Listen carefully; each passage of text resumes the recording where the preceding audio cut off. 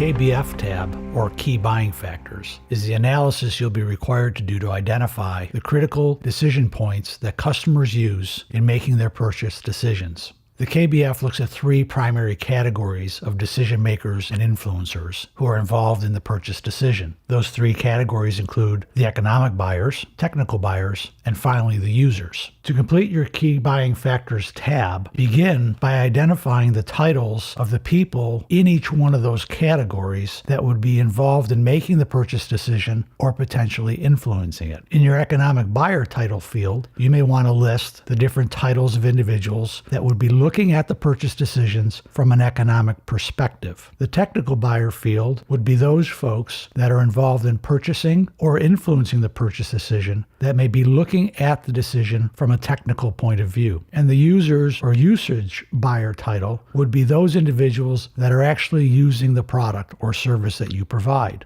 Simply type the titles of those individuals in the required fields. Once you've completed that, the next step is to actually develop the factors. Underneath each buyer title, you'll see a list of factors. For each buyer type, list the criteria or buying factors you believe they're using in their decision-making process. Place one criteria or factor on each line. To add more factors, simply click on the Add Factor button, and another field will appear. Continue this process until you have developed a comprehensive list of key buying factors for each of the three categories. Be sure to click Save to save your information. Be sure that the lists reflect the factors and criteria that buyers in this segment would deem most relevant. Once done, the next and final step is to prioritize the list. Using the up-down arrows that you find located next to each factor, you can prioritize this list by moving the items up for more important or down for less. Simply take your mouse, identify the item you want to move. To move it up,